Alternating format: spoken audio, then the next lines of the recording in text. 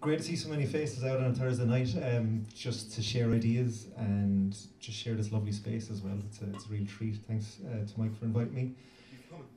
No bother at all. So I have a couple of bullet points and stuff down here, and I can see my very first bullet point is actually my name. So I think I've ticked that one off. Happy enough about that. We're going well. So as Mike said, I've managed to get myself involved in all sorts of things. I'll leave it up to other people to say whether I do any of them well. But I started off with a music website called thegmanworld.com. Basically started it to share music with my friends just from all around the country. They very creatively entitled me the G-Man because my name is Gary. And I used that for the website, and little did I know that people would start following the website, and it just kind of stuck, so that's why I was stuck with that name. So there's a little bit of history on that. And that led on to me getting involved in writing for print journalism, and I think Mike asked me to speak a little bit about that and how you would approach somebody with print journalism. Got involved in radio along the way. I was on Red FM covering on Green on Red, which is a great treat, and I run a show every Sunday on Cork City Community Radio, which plays only Cork music, which is great because, as you can tell from tonight, there's such great diversity and quality in the city, so that's always good. Yes, so I suppose all of those different things that they've brought me on to many lovely adventures with putting on gigs with some international bands, local bands, national bands. I've had the privilege of having conversations with people like Nile Rodgers from Chic, Amina, John Murray, Willie Vlaughton, a particular hero of mine, hanging out with just various people and getting to hear their ideas and their takes on the world. So that's always been a treat. So I'm just going to talk a little bit about if you're starting off, mostly in a new band, I think, but I think it applies to anyone who's been in a band anyway. Hopefully shed some advice or a little bit of help on it. But the main thing I think that you should really think about first when you're approaching either print journalism to speak about your band or your work or a website is, do you really want to actually speak to them right now? You know, I think there's a real rush these days to get your stuff out there. And I think it's a really important point made by Siobhan that there's no such thing really as a demo anymore. So if you're sticking stuff up on SoundCloud or getting it up on the internet, that's people's first take of you. You might know that there's a lot more to come. You might know that it wasn't the best quality when you recorded it, but the internet, that's your first shot now. You're sharing a global space with the entire world. The internet has really, really changed things that way. Don't have to go into that too much. But on my own kind of emails and things like that, because the internet is so accessible, I don't think I've been able to get down below 15. I've always had about 15,000 emails that I haven't read over the last couple of years. I had to buy software and everything just to make sure that I can see the emails that are coming in from people that I know. And what that says, that's no great shakes about me. It just means that it's just as easy as someone in Tokyo or someone in Brisbane to email you about their music as it is for someone in Douglas. So, you know, it's maybe not as exotic in various different places, but it's just as accessible. So just be sure about that. Also, take some time to get to know your music, get to know your personality, get to know who you are. And I know a lot of bands start off and they put EPs together, and they eventually end up even changing their band's name because they realise that they were still finding their feet for a couple of years. The music that they're putting out doesn't say what they wanted it to say originally, or they've changed minds. You know, we all change as people over the years. So give yourself a chance to actually find who you are before you start talking to print, talking to the people on the internet like bloggers and websites and things, because it stays up there. You know, you don't really have much control over these things. The same as the music. If you have an interview and you haven't really formulated a lot of your ideas, you're still getting used to them, you haven't played that much, you haven't spoken to other bands, you haven't put a record out, and you're suddenly getting interviewed by somebody and you don't have the knowledge because you literally haven't done it. You just have to be careful of that. So it's a really big thing just to be honest with yourself. Do you want to contact papers or websites and go from there? If you decide that you do want to do it, just make sure that you're ready. You know, if you've got an album launch coming up at the end of the year, don't pester or get in contact with 100 different people about your music when later on in the year you're going to be doing the same thing. You know, pick your battles really. Because with print journalism and publications, you're always trying to put something different out. So you want to put, you know, you want to write about one band that maybe is the new big thing, but you know, you're trying to move on to the other bands for the rest of the year. So pick your moments as well. If you're putting out a new album or playing a big gig, before contacting people. And when you are contacting people, make sure you have a list of people that you'd actually like to get in contact. You know, just don't email 1,000 people and say, listen to my music. Just get in touch maybe with the 10 top people that you really respect, and you know, you like the music that they write about, or you like the way they approach things, or you have similar ethos. Because if you're approaching someone that you really don't particularly like, or don't like the way they write, or the music that they write about, they might give us a strange slant on your type of music, or the ideas that you're trying to get across to the world. So be careful with that as well, and keep track of who you get in contact with. Build up your contact list.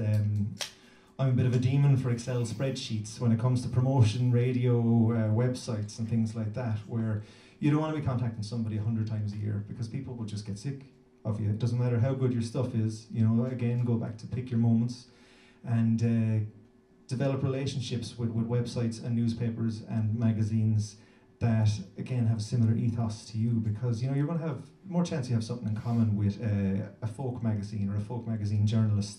If you play folk music, you know, you've probably been influenced by a folk player. If you're into electronica, you know, you go down that route. I know that's very, seems very obvious, but that's not the way it is. I get a lot of stuff from death metal bands, and I just don't know what to do with it. And if I did try to do something, I could see the devil horns at the end of the room. Come speak to me. I know nothing about metal music, but, you know, I might talk rubbish. But really, you have to be careful with that, because somebody who's mad into a different type of music might review your EP and pull it to pieces because they're not into it for various different reasons and stuff. So be careful, just be conscious of all your decisions. I think the amazing thing about the internet is it allows ideas to get out there. That's the most powerful thing about it. But you have to be more conscious about every single decision that you make, from the photographs that you put up. That's to do with your social life as much to do with your band.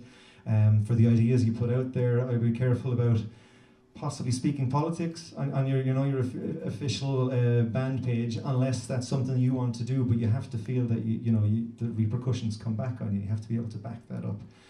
So just be very conscious about everything that you get involved in. And then when you are about to approach, email is definitely the best way these days. Put together a concise email with links to your band, links to your various social media sites. Don't attach images.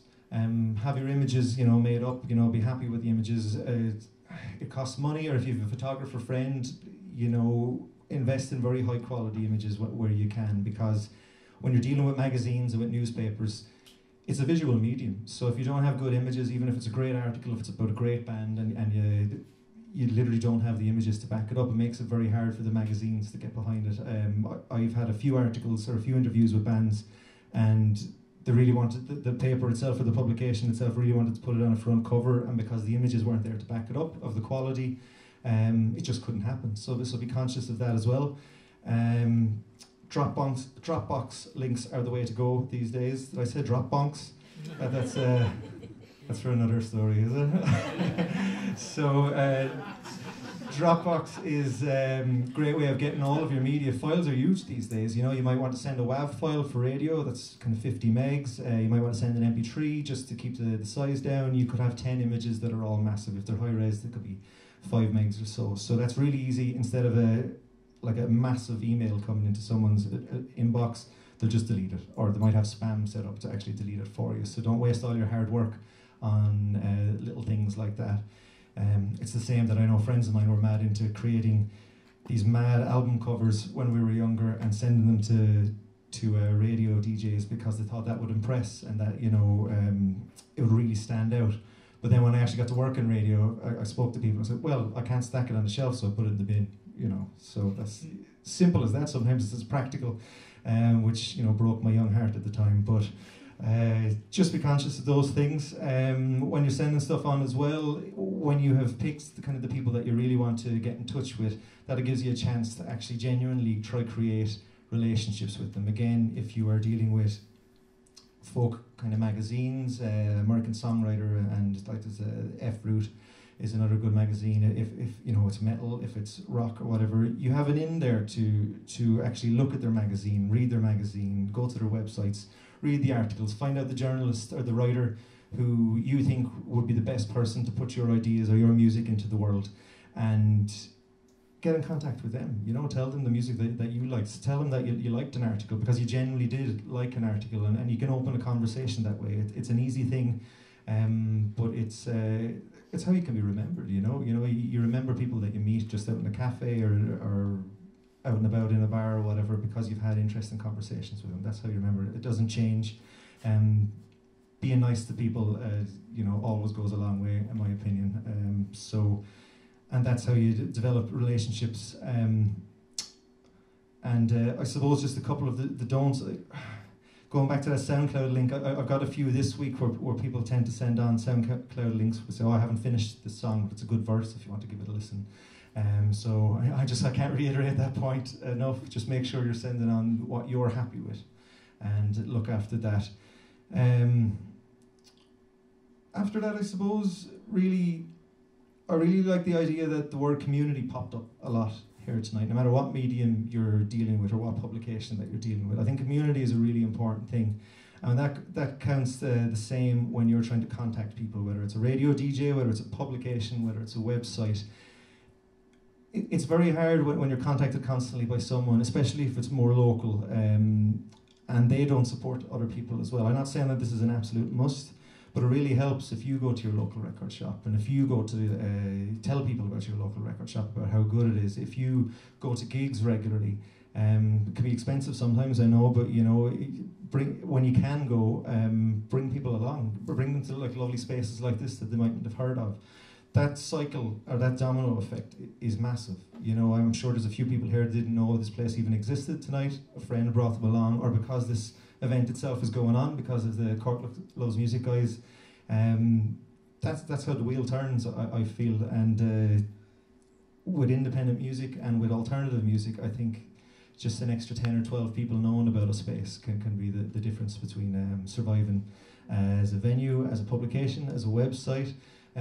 With Jamie speaking about his website there now as well, I wasn't really aware of that until recently, and it's great to see somebody else you know, spreading the word with such positivity and enthusiasm. It's always inspiring to me just to see people putting things on. Like it's not easy to put on events like this, so where you can help, make sure that you can, if it's in a small way, just do what you can, you know. If it's just telling people about something that you think is really good, I really recommend that. I think I'm about to wrap up. I'd like to thank CorkLovesMusic, and I'd like to thank you for listening to me, and I'm going to enjoy the rest of the show. Thank you.